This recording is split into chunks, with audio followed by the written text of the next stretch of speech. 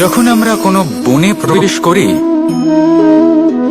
তখন এই সবুজ ঘাস দেখে, এই কোমল ঘাস দেখে আমাদের মন প্রফুল্ল হয়ে ওঠে। ভিন্ন ভিন্ন প্রজাতির ফুল, ভিন্ন ভিন্ন রঙের ফুল দেখে এই মন আনন্দে ভরে ওঠে। এখানে শিশুরা আনন্দ লাভ করে, বড়রা ভোজন গ্রহণ করেন, কথাবার্তা বলেন, হাঁটাহাঁটি করে বেড়ান। এবার ভেবে দেখুন, যখন এই উপবনের নির্মাণ হয়েছিল সেই সময় যদি এই মাটিকে সঠিকভাবে খনন না করা হতো, যদি তাতে সঠিকভাবে বীজ রোপণ না করা হতো, যদি কোনো সংঘর্ষ না হতো, পরিশ্রম না করা হতো, যদি চলতে চলতে পায়ে কাঁটা না বিঁধে যেত, তাহলে এই সুন্দর বন দেখে আমরা কি এই আনন্দ লাভ করতে পারতাম? কখনোই নয়। ধরুন কোনো নদীর তটে সুন্দর একটি বন আছে, সেই বনের আনন্দ লাভ করতে গেলে আপনাকে সেই নদী পার করতেই হবে। যদি সুখের নদীর কাছে পৌঁছতে চান, তাহলে তটে যে কাঁটা রয়েছে সেগুলোর সাথে সংঘর্ষ করতেই হবে। এই সংসারে যদি আপনি সুখ লাভ করতে চান, তাহলে সুখ লাভের এই যাত্রা শুরু করতে হবে সংঘর্ষ দ্বারা। তাহলে সংঘর্ষকে স্বাগত জানান, এর পেছনেই সুখ রয়েছে যা আপনার জন্য অপেক্ষা করছে। এবার হাসুন আর আমার সাথে ভালোবেসে বলুন, রাধা রাধা। আপনি কখনো কাউকে পর্বতে আরোহণ করতে দেখেছেন? বা আপনি কখনো নিজে কোনো পর্বতে আরোহণ করেছেন?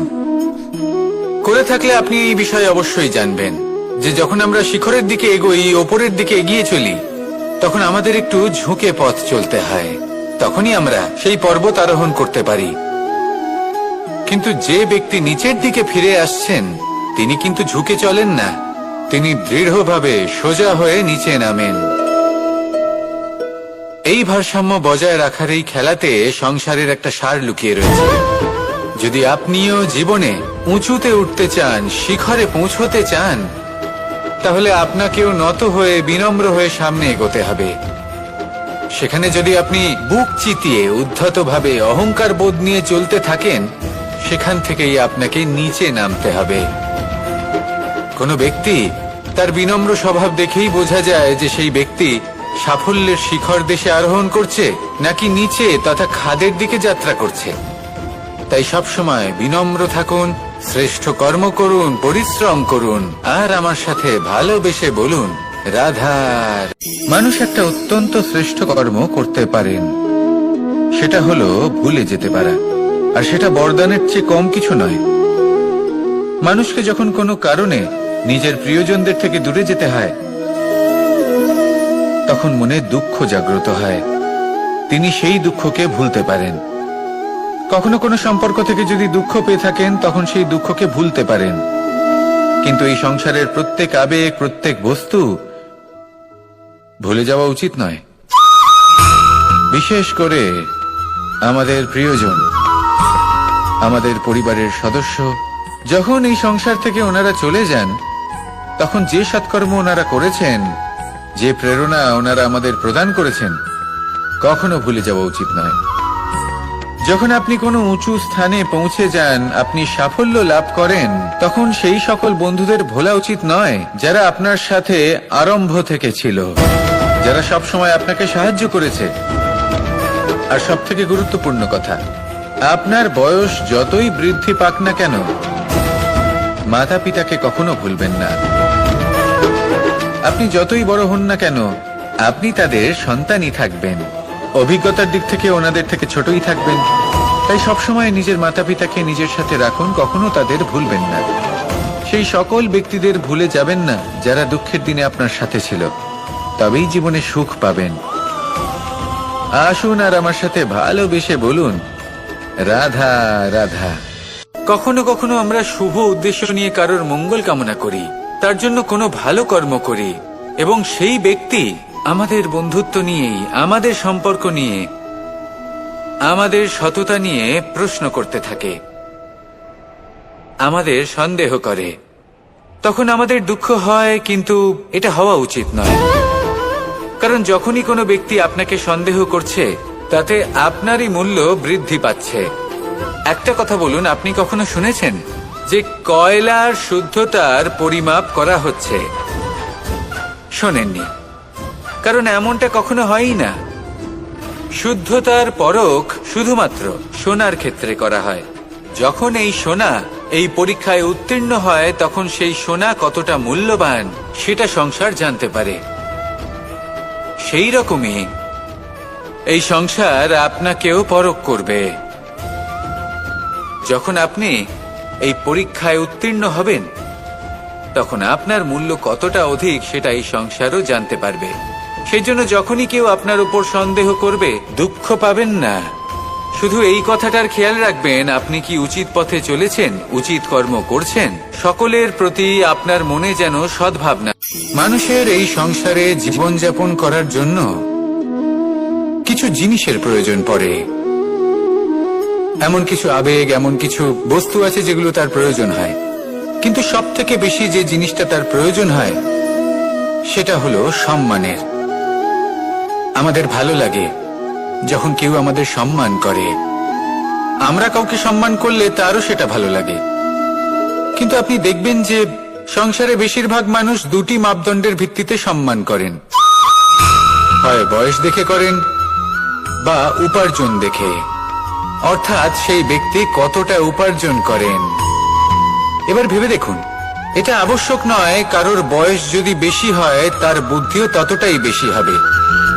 আবশ্যক এটাও নয় যে কোনো ব্যক্তি যদি অত্যন্ত ধনী হন বা তার মনও নির্মল হবে বা তিনি সৎকর্ম করবেন বা এমন কোনো কর্ম করবেন যাতে উনি সম্মান লাভ করতে পারেন। হতে পারে উনি ধনী কিন্তু দুশ্চরিত্র। সেই জন্য বয়স বা উপার্জন দেখে কোনো ব্যক্তিকে সম্মান করবেন না। কর্ম দেখুন। যদি গভীরভাবে ভেবে দেখেন তাহলে দেখবেন যদি কোনো মানুষ কোনো সৎকর্ম করেন তাহলে তার প্রতি হৃদয় থেকে সম্মান জাগ্রত হয়। এটাই হলো সেই সম্মান যা অর্জন করতে হবে। বয়স আজ আছে, কাল আরো বৃদ্ধি পাবে। উপার্জন আজ আছে, কাল সেটা কমে যেতেও পারে। কিন্তু যদি আপনি নিরন্তর শুভকর্ম করতে থাকেন তাহলে আপনি মৃত্যুর পরেও অমর হয়ে থাকবেন। আসুন আমার সাথে ভালোবেসে বলুন, রাধা। মানুষের জীবনে স্বচ্ছতার একটা আলাদা গুরুত্ব আছে। যদি আপনি নিজেকে স্বচ্ছ রাখেন তাহলে আপনার নিজেরও ভালো লাগবে, সামনের ব্যক্তিরও ভালো লাগবে, একটা অন্যরকম প্রভাব পড়বে। কিন্তু একজন শ্রেষ্ঠ ব্যক্তি কিভাবে হয়ে ওঠা সম্ভব? যার মধ্যে গুণ আছে, শিক্ষা আছে, শুভ চেতনা আছে, যিনি সৎকর্ম করেন। কিভাবে হব সেই ব্যক্তি যার মধ্যে জ্ঞান আছে? শুধুমাত্র স্বচ্ছ থাকলে তো তা হওয়া সম্ভব নয়। প্রথমে আপনাকে বুঝতে হবে যে মানুষের মধ্যে চারটি মূল তত্ত্ব আছে। প্রথম হলো তার শরীর, যার দ্বারা উনি যে কোনো কর্ম করে থাকেন। দ্বিতীয় তত্ত্ব হলো তার মন, যার দ্বারা কোনো কর্ম করার জন্য সে নিজেকে প্রেরণা দিতে থাকে। তৃতীয় তত্ত্ব হলো বুদ্ধি, যে কর্ম আমরা করতে চাই, যে লক্ষ্যে আমরা পৌঁছতে চাই, সেটা আমরা কিভাবে কোন পথে করব সেটা স্থির করা যায় বুদ্ধি দিয়ে। আর চতুর্থ তত্ত্ব হলো আত্মা। আত্মা হলো এমন এক তত্ত্ব যার কোনো সমাপ্তি নেই। আত্মা হলো অজয়। কিন্তু এরও শুদ্ধিকরণের প্রয়োজন হয়। এই চারটি তত্ত্বের শুদ্ধিকরণ করতে থাকুন, এতে নির্মল রাখুন, শুদ্ধ রাখুন। এবং এটা কিভাবে হবে? শুভ চেতনা দ্বারা, জ্ঞানের দ্বারা, এবং সব থেকে বেশি গুরুত্বপূর্ণ প্রেমের দ্বারা। আসুন আমার সাথে ভালোবেসে বলুন, রাধা। মানুষের জীবনে উন্নতি লাভ করার জন্য তিনটি স্তম্ভের প্রয়োজন হয়। প্রথম স্তম্ভ শিক্ষা। এই শিক্ষা আমাদের জ্ঞান প্রদান করে। দ্বিতীয় স্তম্ভ ব্যবসা, যার দ্বারা আমরা ধন উপার্জন করি। তৃতীয় স্তম্ভ হলো আমাদের ঈশ্বর, আমাদের ইষ্ট। এনার সাথে যদি আমরা জুড়ে থাকতে পারি তাহলে এমন একটা মানসিক বল আপনি লাভ করবেন যেটা এই সংসারে আর কোথাও পাওয়া সম্ভব নয়। কিন্তু মানুষ অনেক সময় জীবনে এই তিনটি স্তম্ভ লাভ করা সত্ত্বেও সামনে অগ্রসর হতে পারেন না। তখনও জীবনে কঠিন পরিস্থিতি আসতেই থাকে। এমনটা ঠিক কেন হয়? কারণ সে জীবনে এই তিনটি স্তম্ভ লাভ করে নেয়, জীবনে প্রয়োগও করে, কিন্তু তার ভিতের কথা সে ভুলেই যায়। যেমন প্রথম স্তম্ভ অর্থাৎ শিক্ষা, এই শিক্ষার আধার হলো শুভ চেতনা। যদি অন্তরে শুভ চেতনা না থাকে তাহলে এই শিক্ষার কোনো গুরুত্ব থাকে না। দ্বিতীয় স্তম্ভ, ব্যবসা। পরিশ্রম করে উপার্জন করতে হবে, এই কথাটা আমরা সবাই জানি এবং সবাই চেষ্টাও করি। কিন্তু ব্যবসা করতে করতে আমরা এটা ভুলে যাই আমাদের ব্যবহার কেমন হয়ে পড়েছে। এই ব্যবহার যদি শুভ হয়, তা এই সংসারের একটা নিয়ম আছে, বা বলতে পারেন লোকে তাই বলে, যে শক্তিশালী হয় সে শক্তিহীনকে নত করে দেয়। এমনটাই হয়, তাই না? আবশ্যক নয়। কখনো কখনো এমনও হয় একজন অসমর্থ ব্যক্তি সমর্থ ব্যক্তিকে নত করে দেন। এটা সম্ভব, এও হতে পারে। আর এটা তখন হতে পারে যখন তার মধ্যে ভালোবাসার শক্তি থাকে। ভালোবাসার শক্তি এই সংসারে সবথেকে বড় শক্তি হয়। এই ভালোবাসার শক্তি দ্বারাই নির্ধন সুদামা আমাকে দিয়ে নিজের পা ধুইয়ে নিল, কিছু না বলেই, কিছু না চেয়েই। এই কর্মের আধার ছিল শুধুমাত্র ভালোবাসা। খুব শক্তিশালী হয় এই ভালোবাসা। ভালোবাসার শক্তি দ্বারাই আপনি হিমালয় পর্বতকে নত করতে পারেন, তাহলে কি অসম্ভব হতে পারে? এই ভালোবাসার শক্তির সঞ্চার করুন, আর এই ভালোবাসার সাথেই বলুন রাধা রাধা। একদিকে হলো আঙুর আর অন্যদিকে কিশমিশ। দেখতে গেলে এই দুটোই সবারই খুব প্রিয়। শিশু হোক, যুবক হোক, বা কোনো বৃদ্ধ ব্যক্তি হোক না কেন। আর দেখতে গেলে এই কিশমিশ, এটা আঙুর থেকেই আসে, তারই অন্য একটি রূপ। কিন্তু কখনো হাটে যান আর গিয়ে জিজ্ঞেস করুন যে এই কিশমিশ আর আঙুর, এই দুইয়ের মধ্যে অধিক মূল্য কার? আপনিও নিশ্চয়ই জানবেন যে কিশমিশের মূল্য আঙুরের থেকে অনেক গুণ বেশি। এবার এরকম কেন হয়? এর পেছনে কি কারণ থাকতে পারে? একদিকে হলো সেই আঙুর যা টাটকা অবস্থায় গাছ থেকে পেড়ে খাওয়া যায়, আর অন্যদিকে হলো কিশমিশ যাকে মাসের পর মাস রোদে ফেলে রাখা হয়। একদিকে আঙুর যা কিনা অত্যন্ত রসালো, আর কিশমিশে কোনো রসই নেই। একটি হলো অত্যন্ত কোমল এবং সুন্দর, অন্যটি অমসৃণ এবং তাতে বিন্দুমাত্র সৌন্দর্য নেই, তাও তার মূল্য বেশি। এইসব কেন হয়? এই কারণেই হয় কারণ সেই আঙুর অনেক মাস পর্যন্ত রোদ সহ্য করে থাকে, কষ্ট সহ্য করে থাকে, তবেই সেই আঙুর কিশমিশে পরিণত হয়। এবার জীবনের কড়া রোদ যাকে সহ্য করতে হয়, তার সাথেও এটাই হয়ে থাকে। তারও মূল্য আপনা থেকেই বৃদ্ধি পায়। আপনার জীবনে আপনার গুণ, আপনার প্রতিভা, তা অত্যন্ত গুরুত্বপূর্ণ। কিন্তু যখন আপনি অভিজ্ঞতা লাভ করেন, তখনই সেই অভিজ্ঞতা আপনার গুণ এবং প্রতিভাকে আরো অনেক বেশি শ্রেষ্ঠ করে তোলে। তাই জীবনের কঠোর রোদের মধ্যেও দাঁড়িয়ে থাকাটা শিখে নিন। সাহসের সাথে কঠিন পরিস্থিতির সম্মুখীন হওয়াটা শিখে নিন। ঠিক এইভাবেই অভিজ্ঞতা লাভ করতে হয়, আর এই অভিজ্ঞতা আপনার মূল্য বৃদ্ধি করতেই থাকবে, করতেই থাকবে। আর তখন এই মন প্রসন্ন হয়ে বলবে রাধা রাধা। আমাদের সকলের জীবনেই দুই ধরনের ব্যক্তি থাকেন, বন্ধু এবং শত্রু। তারা হলেন আমাদের প্রিয় বন্ধু, যারা আমাদের জীবনে সবসময় আমাদের পাশে থাকেন। কখনো কখনো আমরা তাদের জন্য কিছুই করি না, তাও তারা আমাদের আনন্দ প্রদান করেন, ভালোবাসা প্রদান করেন। আর অন্যদিকে থাকে আমাদের শত্রু। দেখতে গেলে যখন আমরা জন্ম নিই, তখন কিন্তু আমাদের কোনো বন্ধু থাকে না, আমাদের কোনো শত্রুও থাকে না। কিন্তু যত ধীরে ধীরে আমরা জীবনে এগোতে থাকি, আমাদের বয়স বাড়তে থাকে, তখন আমাদের বন্ধু আর শত্রু এই দুইয়ের সংখ্যা বাড়তে থাকে। আর সেই সবকিছু নির্ভর করছে আমাদের কথার ওপর এবং আমাদের ব্যবহারের ওপর। এবারে আপনি যদি কোনো ব্যক্তিকে স্বাগত জানান উদার চিত্তে, ভালোবেসে, তাহলে সেই ব্যক্তি আপনার বন্ধু হবেই হবে।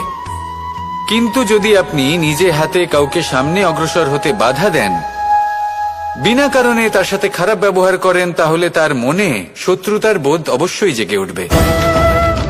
আর রইল বিষয় কথার, যদি আপনার কথা মধুর হয়, তাহলে সবাইকে আপনি আপন করে নিতে পারবেন। এই কথাই যদি কটু হয় তাহলে আপনার আপনজনেরাও দূরে চলে যেতে পারে। তাই নিজের কথার উপর সংযম রাখুন এবং নিজের আচরণ উদার করে তুলুন। জীবনে সুখই সুখ থাকবে। আসুন আমার সাথে ভালোবেসে বলুন, রাধা। এই সংসারে সব থেকে ভয়ানক এবং গভীর অন্ধকার কোনটা? সেটা যখন মেঘ সূর্যকে ঢেকে দেয় এবং সংসার অন্ধকারাচ্ছন্ন হয়ে ওঠে, নাকি তখন যখন সূর্যাস্তের সময় ঘনিয়ে আসে, সূর্য ঢলে যায় এবং এই সংসারে অন্ধকার ছেয়ে যায়, নাকি সেই অমাবস্যার রাত্রি যখন চতুর্দিকে ঘন অন্ধকার থাকে এবং চন্দ্রমার প্রকাশ কোথাও থাকে না? না, এই সংসারে সব থেকে বেশি ভয়ানক অন্ধকার হলো মানসিকতার অন্ধকার। মানসিকতা খুব গভীর একটা বিষয়। এই মানসিকতাই সত্যের রূপ ধারণ করে এবং আমাদের এই মানসিকতা এবং বিবেকে একটা সূর্য থাকে। যদি আমরা এটা জীবন থেকে বের করে ফেলি তাহলে নিরাশা, হতাশা, অসফলতা এর এমন এক ঘন অন্ধকারে আমরা ফেসে যাব যে তার থেকে বাইরে বের হওয়া প্রায় অসম্ভব ব্যাপার হয়ে দাঁড়াবে। বড়ই কঠিন হয় সেই সময়। সেই জন্য ইতিবাচক মনোভাব থাকা খুব প্রয়োজনীয়। এটা ভাববেন না যে এটা আমার সাথে কেন হলো, এই সমস্যা কেন এলো, ওই ব্যক্তি আমার সাথে এটা কেন করলেন। এটা ভাবুন যে আমি জীবনে যে পরিস্থিতিতে দাঁড়িয়ে আছি তার থেকে আমি ঠিক কিভাবে বাইরে বেরোতে পারবো। যতই ঘন অন্ধকার থাকুক না কেন, খুব ছোট একটা প্রদীপের প্রকাশ আমাদের পথপ্রদর্শক হয়ে দাঁড়াতে পারে। আর আমাদের জীবনে এই ছোট্ট একটা প্রকাশ হলো আশা। এই আশার একটি কিরণ আমাদের অত্যন্ত গাঢ় অন্ধকারেও পথ দেখাতে পারে। তাই এই আশাকে সবসময় মনে প্রজ্বলিত করে রাখুন। গাঢ় থেকে গাঢ় অন্ধকারের সাথে, কঠিন থেকে কঠিনতর সমস্যার সাথে লড়াই করুন, সামনে এগিয়ে চলুন আর আমার সাথে ভালোবেসে বলুন, রাধা। এই সংসারে এমন কোন আবেগ আছে যা সবসময় কটু বলে মনে হয়, কিন্তু সবার শেষে এটি সব থেকে বেশি মধুর উপলব্ধি প্রদান করে, সব থেকে বেশি মধুর অনুভূতি প্রদান করে। উত্তর পেলেন? পেলেন না? আপনাকে একটা উদাহরণ দিই। যখন মাতা সীতাকে অপহরণ করা হয়েছিল তখন শ্রীরাম অপেক্ষা করেছিলেন 4 মাস পর্যন্ত। উনি খুঁজতে চেয়েছিলেন কিন্তু উনি ওনার খোঁজ বন্ধ রেখেছিলেন। কল্পনা করে দেখুন ওনার কতটা যন্ত্রণা হয়েছিল। উনি শুধু অপেক্ষা করছিলেন কারণ তখন বর্ষা ছিল। অনেক দিন পর্যন্ত সূর্যের আলো দেখা যায়নি। উনি জানতেন এরকম সময় বানর সেনার পক্ষে বনের মধ্যে পথ খোঁজা খুবই কঠিন কাজ হবে। সাগর পার করা অত্যন্ত কঠিন হয়ে দাঁড়াবে। তারা হয়তো বনের মধ্যে পথ হারিয়ে ফেলবে। উনি অপেক্ষা করলেন, আর এই অপেক্ষার ফল হিসেবে উনি কি লাভ করলেন? সাগরে সেতু নির্মাণ করলেন এবং মাতা সীতাকে সসম্মানে আবার ফিরিয়ে আনলেন। যদি শ্রীরাম অপেক্ষা না করতেন তাহলে হয়তো এই সবকিছু কখনোই সম্ভব হতো না। এটাই হলো শক্তি ধৈর্যের। এটাই হলো আমাদের কাছে শিক্ষা। এই ধৈর্যই প্রত্যেকবার আমাদের অত্যন্ত কঠিন বলে মনে হয়। ধৈর্য ধরা অত্যন্ত কঠিন, কিন্তু অবশেষে এটাই সব থেকে শ্রেষ্ঠ ফল দান করে, সব থেকে মধুর উপলব্ধি, সব থেকে মধুর অনুভূতি প্রদান করে। তাই ধৈর্য ধরে থাকুন, সবকিছু শুভ হবে। আর তখন এই মন প্রফুল্ল হয়ে বলবে, রাধা রাধা। সুখ এবং দুঃখ এই দুই হলো আমাদের জীবনের অবশ্যম্ভাবী এবং গুরুত্বপূর্ণ অঙ্গ। আমাদের সকলের জীবনে কখনো সুখও আসে, আবার কখনো দুঃখও আসে। আমরা সবসময় ভাবি আমরা কিভাবে সুখ লাভ করব, কিভাবে আমরা দুঃখ থেকে দূরে থাকতে পারি। আর এই জীবনে যা কিছুই ঘটুক না কেন, সেই সবকিছু আমরা সুখ এবং দুঃখের মাপদণ্ডে মেপে থাকি। এবার এখানে একটা ছোট্ট বিষয় আছে। এটা ভেবে দেখতে হবে যে কে আসলে সুখী ব্যক্তি। সুখী ব্যক্তি হলেন তিনি যিনি নিজের জীবনে নিজের কর্মের বিশ্লেষণ করে থাকেন, সেই বুঝে পদক্ষেপ নেন। উনি কি করতে চলেছেন সেটা উনি জানেন। আর যদি ওনার কোনো দোষ থাকে বা ভুল থাকে তাহলে সেগুলো শুধরে নিয়ে এগিয়ে চলেন। সেই জন্য উনি সুখী হন। অন্যদিকে যে ব্যক্তি দুঃখী তিনি কি করেন? তিনি নিজের উপর নয়, অন্যের উপর নিজের নজর রাখেন যে তিনি কি করছেন, কিভাবে কর্ম করছেন। ওনারা অন্যের নিন্দা করেন, অন্যের সাফল্য দেখে ঈর্ষা করেন, ক্রুদ্ধ হয়ে যান, ওনাদের বাধা দিতে চেষ্টা করেন। সেই জন্যই তো ওনারা দুঃখী হন। এই সংসারে এমন অনেক ব্যক্তি আছেন যারা এই কারণে দুঃখী নন যে তাদের জীবনে দুঃখ আছে। তারা এই কারণে দুঃখ পান কারণ অন্যের জীবন অনেক বেশি সুখের। দেখুন, শেষ পর্যন্ত আপনাকে নিজের কর্মের প্রতি মনোসংযোগ করতেই হবে, অন্যের প্রতি নয়। কারণ আপনার জীবনে আপনার কর্ম হলো এমন একটা জিনিস যা আপনার নিয়ন্ত্রণে আছে। নিরন্তর চেষ্টা করতে থাকুন, নিজের কর্মকে বুঝতে শিখুন, শুধরে নিন, নিজেকে শ্রেষ্ঠ করে তুলুন। তখন সাফল্য নিজে থেকে আপনার কাছে আসবে আর এই মন প্রসন্ন হয়ে বলবে, রাধা রাধা। মুক্তোর এই মালা দেখতে কত সুন্দর হয়, তাই না? যিনি ধারণ করেন তাকেও এটা শীতলতা প্রদান করে, আর যে ব্যক্তি দেখে তার চোখও এই দৃশ্য দেখে শান্তি উপলব্ধি করে।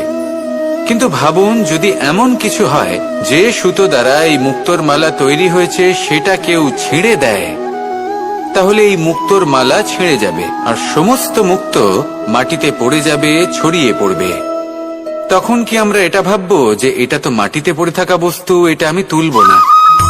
ভাববো না, তাই না?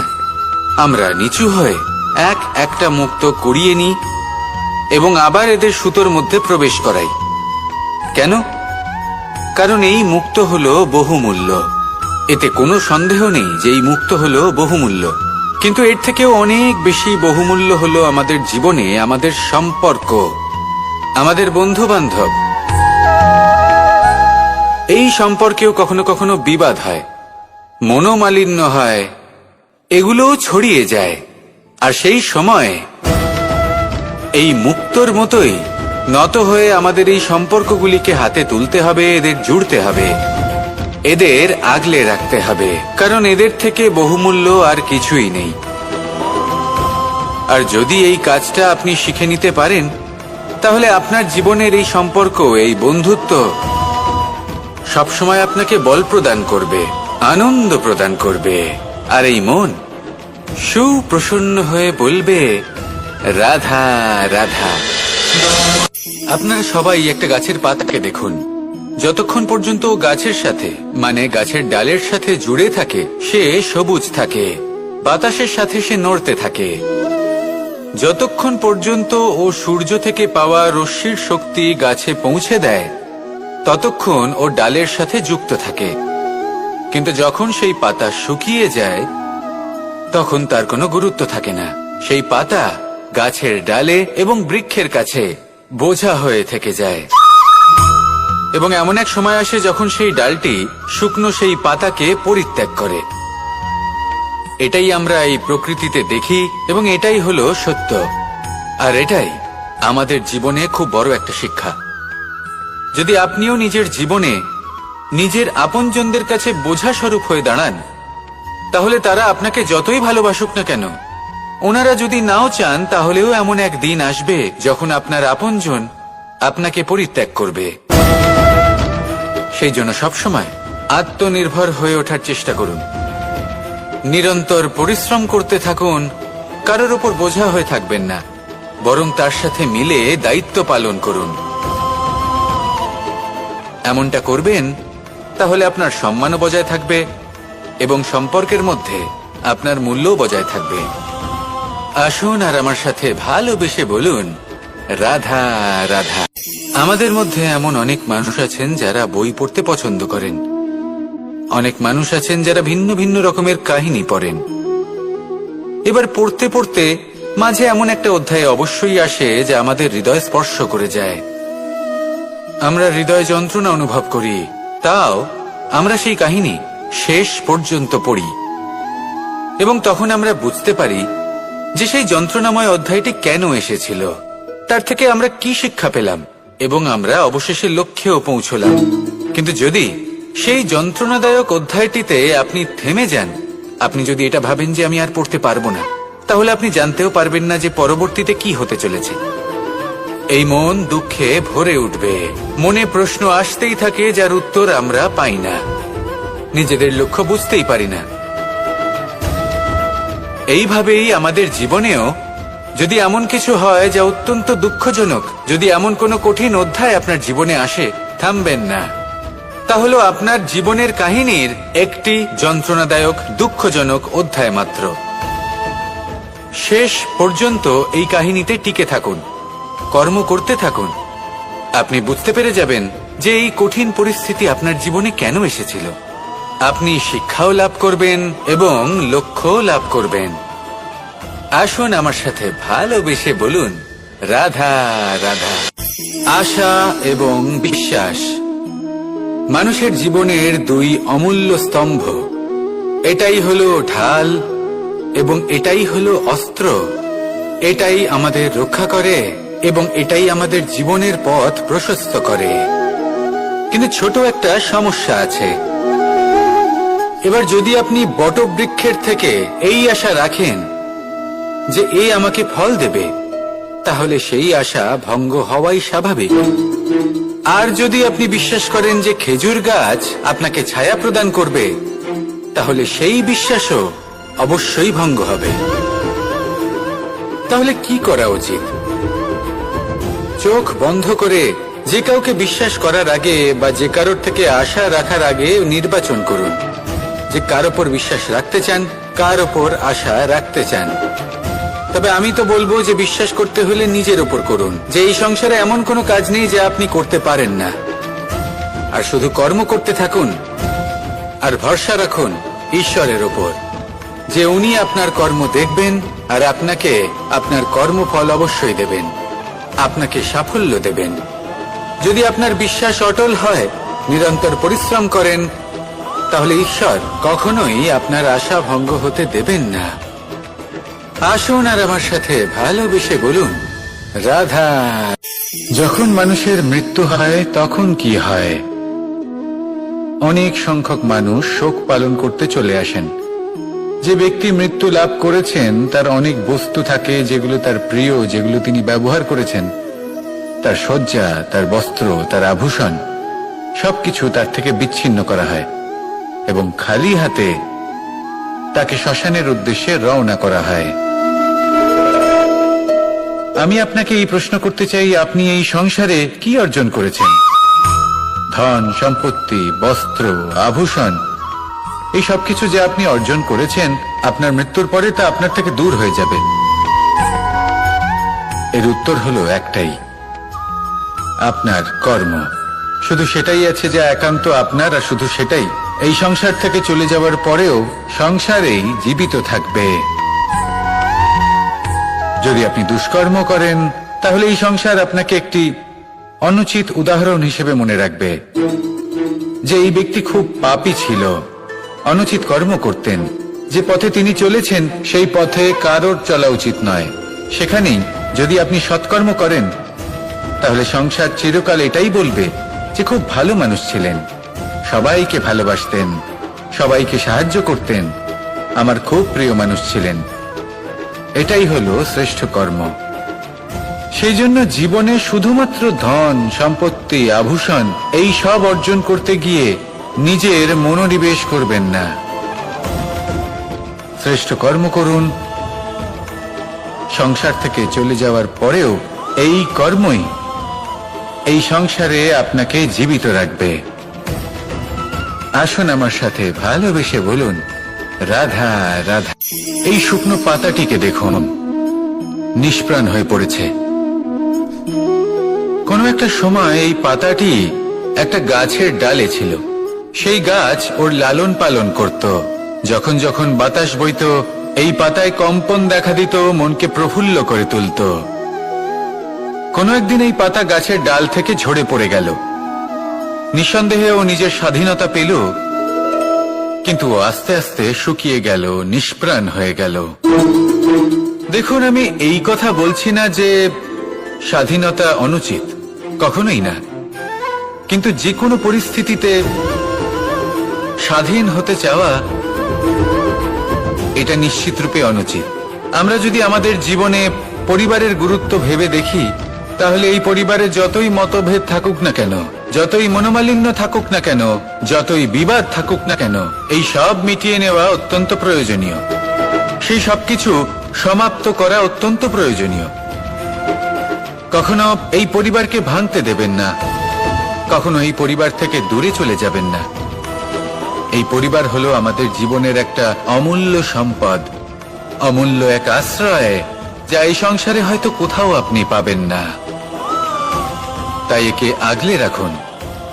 ভেবে নিন আপনি পাতা আর আপনার পরিবার সেই গাছ।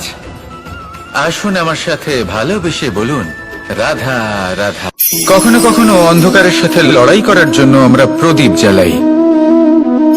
এতে প্রথমে সলতে রাখি, তারপর তেল ঢালি, তারপর আগুন জেলে এটা প্রজ্বলিত করি। তারপর একটা সময় আসে যখন এই প্রদীপ নিভে যায়। কারণটা কি? কারণ কি এটা যে প্রদীপের প্রকাশমান হওয়ার ক্ষমতা সমাপ্ত হয়েছে? না, এই যে আগুন আমরা দেখতে পাচ্ছি, এই আগুনের জন্য যে শক্তির প্রয়োজন হয় তা আসে এই তেল থেকে। যদি এই তেল সমাপ্ত হয়ে যায়, তাহলে এই প্রকাশ তাও সমাপ্ত হয়ে যায়। আর আমাদের জীবনে এই তেল হলো আমাদের কর্ম, আর এই আগুন আর এর দ্বারা উৎপন্ন হওয়া প্রকাশ আমাদের ভাগ্য। যত আমাদের কর্ম ক্ষীণ হতে থাকবে, আমাদের ভাগ্য সৌভাগ্য কোথাও না কোথাও লুপ্ত হয়ে যাবে। যে উজ্জ্বল ভবিষ্যৎ আমরা চাইছি তা কখনো লাভ করতে পারবো না যদি কর্ম না করি। ঠিক যেমন তেল ছাড়া অগ্নি উৎপন্ন হয় না, তেমনি কর্ম ছাড়া সৌভাগ্য হয় না। আর যেমন কর্ম তেমন ভাগ্য। তাই সবসময় কর্ম করতে থাকুন, কর্ম করা থামাবেন না। আর আমার সাথে ভালোবেসে বলুন, রাধা রাধা। যখন আমরা মৌন থাকি তখন আমরা কতটা শক্তি ব্যয় করি, বিন্দুমাত্র নয়। সেখানেই যখন আমরা রুষ্ট হই তখন আমরা কতটা শক্তি ব্যয় করি। আমাদের রক্ত গরম হয়ে ওঠে, চোখ থেকে যেন অগ্নি বর্ষা হয়, আমরা চিৎকার করতে থাকি, জোরে কথা বলি, কখনো কখনো আমরা অনুচিত কর্ম করে বসি। সবকিছুই ক্রোধের বশে করি। এবার এই ক্রোধকে মৌনতায় পরিণত করতে হবে। এই কাজটা চোখে দেখা যায় না, এই কাজ সরল নয়, এই কাজ হলো অত্যন্ত কঠিন, এবং এই কাজই শ্রেষ্ঠ। সেই ব্যক্তি শক্তিশালী নন যিনি কথায় কথায় ক্রুদ্ধ হয়ে যান, কথায় কথায় যিনি আক্রমণ করেন। আজ্ঞে না, সব থেকে বেশি শক্তিশালী ব্যক্তি হলেন তিনি যিনি নিজের ক্রোধকে মৌনতায় পরিবর্তন করতে পারেন, যিনি শান্ত মনে পরিস্থিতিকে বোঝেন, তার আকলন করেন, আর তারপর বিবেকের দ্বারা সিদ্ধান্ত নেন। তিনি হলেন সব থেকে শক্তিশালী ব্যক্তি। তাহলে সেই ব্যক্তি হয়ে উঠুন আর আমার সাথে ভালোবেসে বলুন, রাধা রাধা। ফলটা দেখছেন আপনি? এটা সেই ফল যেটা গাছের সবচেয়ে উঁচু ডালে পাওয়া যায়, কিন্তু যখন এটা খসে পড়ে তখন এটা আকাশের দিকে যায় না যা ওপরে আছে, সে যায় সেই ভূমির দিকে যে নিচ থেকে তার দিকে তাকিয়ে থাকে। কেন? কারণ এই ফলের নিজের উচ্চতার ধারণা মাটির থেকে নিজের দূরত্ব দেখে হয়। এই ব্যাপারটাই আমাদের মানুষের জন্যও খাটে। যদি আপনি সম্পন্ন হন তাহলে তাদের সাহায্য অবশ্যই করবেন যাদের সামর্থ্য আপনার থেকে কম, যাদের সাহায্যের অত্যন্ত প্রয়োজন। আপনার সামর্থ্য বেশি কারণ তাদের আপনার থেকে সামর্থ্য কম। দেখুন, জীবনে আনন্দ শুধু বড় হওয়ায় নয়, বরং তাদের সাহায্য করেও আছে যারা কোনো কারণবশত আপনার থেকে নিচে রয়ে গেছেন। আর যখন একটা ফল এই কথাটা বুঝতে পারে তখন আপনি নয় কেন? রাধা রাধা। সময় বড়ই বিচিত্র অনুভব দেয়। যখন অপেক্ষা করছেন তখন অনেক লম্বা হয়ে যায়। প্রতিটা মুহূর্ত একটা গোটা দিনের মতো মনে হয়। ঠিক সেইভাবেই যদি কোথাও যেতে দেরি হয় তখন সময় দৌড়তে থাকে, প্রসন্নতায় বয়ে যায় আর নিরাশায় থমকে যায়। আপনদের সাথে থাকলে সময়ের খেয়ালই থাকে না, শত্রুদের সাথে থাকলে সেই সময়ই খারাপ হয়ে যায়। কিন্তু এটাই কি সত্যি বাস্তব? না, সময় তো সময়ই হয়, নিজের গতিতেই চলে সে। শুধু সেই গতির আভাস আমাদের মানসিক অবস্থা অনুযায়ী বদলে যেতে থাকে। তাই এই সমস্যা সময়ের নয়, আমাদের মানসিকতা। তাই নিজেকে খুশি রাখুন, অন্যদেরও খুশি রাখুন। আগের সমস্ত ঘটনা ভুলে যান আর একটা উজ্জ্বল ভবিষ্যতের দিকে অগ্রসর হন। সময় সবসময় ভালোই লাগবে। প্রেম করুন সবার সাথে, সময় সবসময় সুখেই কাটবে। রাধা রাধা। অগ্নি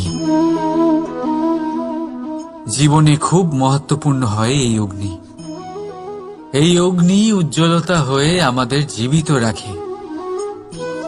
কিন্তু ভাবুন, যদি এই উজ্জ্বলতা ক্রোধের অগ্নি হয়ে দিকভ্রষ্ট হয়, তাহলে কি হবে? একটা ছোট পাতা দিয়ে শুরু করে গোটা বনকে ছারখার করে দিতে পারে। ঠিক সেরকমই মানুষের ক্রোধের আগুনও অন্যদের তো ভস্ম করেই, কিন্তু তার পূর্বে স্বয়ং নিজেকেই ভস্ম করে দেয়। তাহলে কি করা যায়? কি করে নিয়ন্ত্রণ করা যায় তাকে? উত্তর হলো, তাতে জল ঢেলে দিয়ে, জলের মতো বইতে দিন একে। ঠিক সেইভাবে যেমন সূর্য নিজের অগ্নিকে তেজ বানিয়ে আপনার কাছে পৌঁছে দেয়। এটাই পার্থক্য সূর্যের অগ্নি আর ক্রোধের অগ্নির মধ্যে। সূর্যের অগ্নি বিচ্ছুরিত হয়ে প্রতিফলিত হয়ে আসে, আর সেই জন্যই তাকে তেজ বলা হয়। অন্যদিকে আমাদের ক্রোধের আগুনের কোনো সীমাই থাকে না। তাহলে নিজের অন্তরের শক্তিকে ক্রোধের আগুন বানিয়ে জ্বালাতে চান, নাকি উজ্জ্বলতা বানিয়ে বিস্তারিত করতে চান? সিদ্ধান্ত আপনার। রাধা রাধা। এই সংসার অনেকটাই বড়, আর আমরা তার কাছে অত্যন্ত নগণ্য। এই সংসারে এমন অনেক মানুষ পাওয়া যায় যারা বোঝান যে এই সংসারটা কতটা বড়, কতটা অদ্ভুত, কতটা সুন্দর। আর এই সংসার রচনা করে পরমেশ্বর কত মহান এক কাজ করেছেন। কিন্তু আপনি এই জীবনে মাত্র কয়েকজন মানুষকেই পাবেন যারা আপনাকে এটা বলবেন যে এই সংসারে আপনি কতটা গুরুত্বপূর্ণ, আপনি কতটা অদ্ভুত। যদি আপনি তাদের সাথে থাকেন, তাহলে তারা নতুন কিছু সৃষ্টি করতে পারেন, এই সংসারকে আরো কতটা পবিত্র করতে পারেন। তাই এই সংসারকে গুরুত্ব না দিয়ে সেই মুষ্টিমেয় কিছু মানুষকে গুরুত্ব দিন, কারণ তারাই হলো আপনার আপনজন, আর তারাই আপনাকে সঠিক পথে চালিত করবে। মানুষকে তো বর্ষার স্রোতও বয়ে নিয়ে যেতে পারে, তাকে সাগরও ডুবিয়ে দিতে পারে, কিন্তু গঙ্গা জল সবচেয়ে বেশি শুদ্ধ, কারণ তার কয়েক ফোঁটা মানুষকে মুক্ত করে দেয়। রাধা রাধা। এ হলো একটা পাতলা সুতো। ভাবছি যদি এটা দিয়ে আমি পোশাক বানাই, তাহলে নিজের জন্য কত সুন্দর একটা পোশাক বানাতে পারবো। কিন্তু যদি এটা আমি... চিন্তা করবেন না,